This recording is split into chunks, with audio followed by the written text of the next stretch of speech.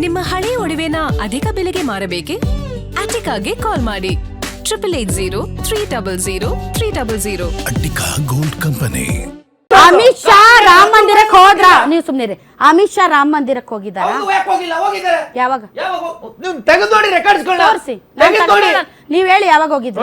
ಈಗ ನೀವು ಅಮಿತ್ ಶಾ ರಾಹುಲ್ ಗಾಂಧಿ ಅವ್ರು ಹೋಗಿದ್ರ ಅಂತ? ರಾಹುಲ್ ಗಾಂಧಿ ಅಲ್ಲ, ನಾನು ಹೇಳ್ತಾ ಇರ್ತಕ್ಕಂಥದ್ದು ಇವ್ರು ಅಫಿಷಿಯಲ್ ಫರ್ಮಾನ್ ಹೊಡಿಸ್ತಾರೆ, ಯಾರು ಹೋಗ್ಬೇಡಿ ಅಂತ ಹೇಳಿ. ಉದ್ಘಾಟನೆಗೆ ಇವರು ಇವತ್ತು ರಾಮ ಭಕ್ತಿ ಬಂದಿದ್ಯಾ? ರಾಮ ಭಕ್ತಿ ಡಿಸೈಡ್ ಮಾಡಕ್ ನೀವು ಯಾರು ಅಲ್ಲ.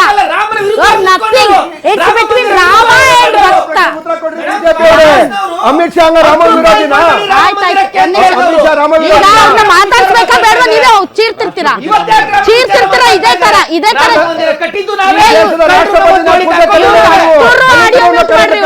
ಅಷ್ಟು ಆಡಿಯೋ ಇಲ್ಲ ಸರ್. ನೀವೇನ್ ನೋಡಿ, ನೀವೇನ್ ಒಂದ್ ಮಾತು, ನೀವೇನ್ ಚೀರಿದ್ರು ಅಲ್ಲಿ ಕೇಳಿಸ್ತಿಲ್ಲ. ದಯವಿಟ್ಟು ಚೀರೋದು ಬಿಟ್ಬಿಡ್ರಿ. ನಿಮ್ದೆಲ್ಲ ಮ್ಯೂಟ್ ಆಗೈತಿ. ಅಷ್ಟು ನಿಮ್ಗೆ ಆಸೆ ಇತ್ತಂದ್ರೆ ಬೇಕಾದ್ರೆ ಚೀರ್ರಿ. 1 2 ಪ್ರಗತಿಪರ ಚಿಂತಕರಾದ ರಾಜಲಕ್ಷ್ಮಿ ಮೇಡಮ್ ನಮ್ಮೊಂದಿಗೆ ಜಾಯ್ನ್ ಆಗಿದ್ದಾರೆ. ಮೇಡಮ್ ನಮಸ್ತೆ. ಮೇಡಮ್, ರಾಮನ ಭಕ್ತಿ ಡಿಸೈಡ್ ಮಾಡಬೇಕಾಗಿರೋರು ಯಾರು? ಇಟ್ಸ್ ಬಿಟ್ವೀನ್ ರಾಮ ಆ್ಯಂಡ್ ಭಕ್ತ. ಮಧ್ಯದಲ್ಲಿ ಏಜೆಂಟ್ರು ಯಾರು?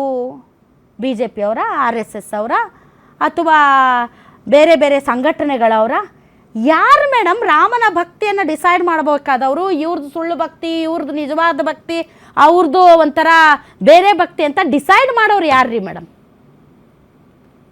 ರಾಧಾ, ಸಿಂಪಲ್ ಆಗಿ ಹೇಳ್ಬೇಕಂತಂದ್ರೆ ಇವತ್ತಿನ ದಿವಸದೊಳಗೆ ನಮ್ಮ ದೇಶದೊಳಗೆ ಎಲ್ಲದಕ್ಕೂ ಪ್ರೂವ್ ಮಾಡುವಂತ ಅವಶ್ಯಕತೆ ಯಾಕೆ ಬಂದದ?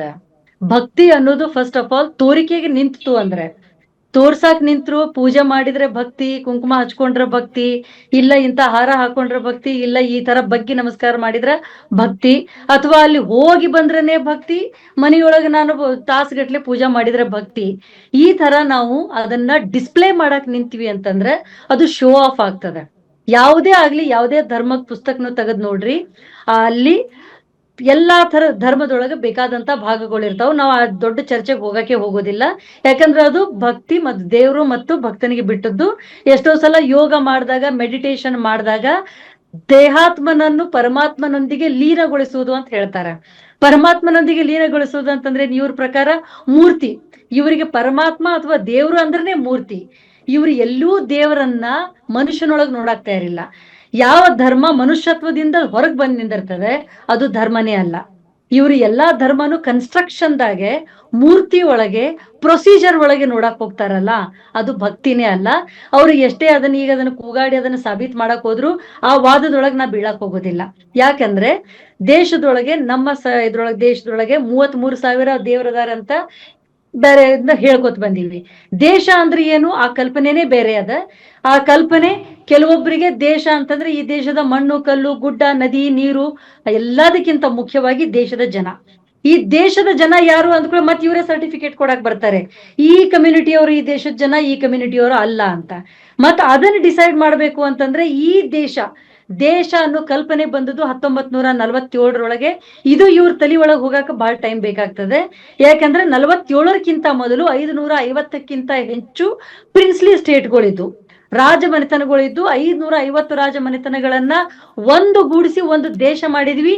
ಆ ದೇಶದ ಸರಹದ್ದನ್ನು ರ್ಯಾಡ್ಕ್ಲಿಫ್ ಬಂದು ಗೆರೆ ಹೊಡೆದು ಮತ್ತದನ್ನ ಪಾಕಿಸ್ತಾನ ಮಾಡಿದ್ರು. ಅದಾದ ನಂತರ ನಮಗೆ ಭಾರತ ಅನ್ನೋ ಕಲ್ಪನೆ, ದೇಶ ಅನ್ನೋ ಕಲ್ಪನೆ. ನಮ್ಗೆ ಅದಕ್ಕಿಂತ ಮೊದಲು ಭೂಖಂಡ, ಭಾರತ ಭೂಖಂಡ, ಭರತ ಭೂಮಿ ಅದೆಲ್ಲ ನಾವು ಕರಿಬಹುದು.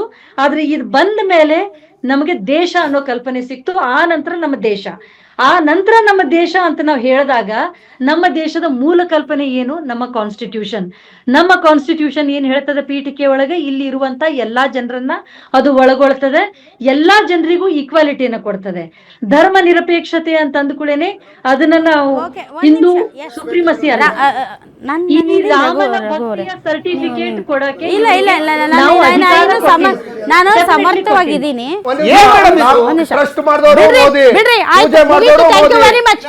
ಅದೆಲ್ಲ ಹಳೆ ಮಾತಾಯ್ತು. ಆಯ್ತು, ಈಗ ಆಯ್ತು ರೀ, ಕಳ್ತನ ಆಗಿಲ್ವಾ? ಅಯ್ಯೋ ದೇವ್ರ, ಗೊತ್ತಾಯ್ತು ಮೋದಿ ಕಳ್ತನ ಮಾಡ್ತಾರೆ ಅನ್ನೋದನ್ನ. Thank you very much. ತಾವೆಲ್ಲರೂ ಇಷ್ಟೊತ್ತು ಕಾರ್ಯಕ್ರಮದಲ್ಲಿ ಭಾಗವಹಿಸಿದ್ರೆ ದೇಣಿಗೆ ಕಲೆಕ್ಟ್ ಮಾಡಿದ್ದು ನಾವು, ಕಟ್ಸಿರೋರು ನಾವು, ಆದ್ರೆ ದೇಣಿಗೆ ಕಳ್ಳತನ ಆಗಿರೋದಕ್ಕೆ ಮಾತ್ರ ನಾವು ಉತ್ತರ ಕೊಡೋದಿಲ್ಲ. ನಾವು ಉತ್ತರ ಕೊಡಲ್ಲ ಅಂತ ಹೇಳಿಲ್ಲ. Thank you very much, thank you very much. Definitely ಇವತ್ತು ಏನೋ ಸಭೆಯಲ್ಲಿ ಏನೋ ಒಂದು ದೊಡ್ಡ ನಿರ್ಧಾರ ತೆಗೆದುಕೊಳ್ತಾರೆ ಅಂತ ಅನ್ಕೊಂಡ್ವಿ, ಅದೇನೋ ಹಳೆಯ ಅಲ್ಲ ಮಗಳ ಗಂಡ ಆಯ್ತು ಅಷ್ಟೇ.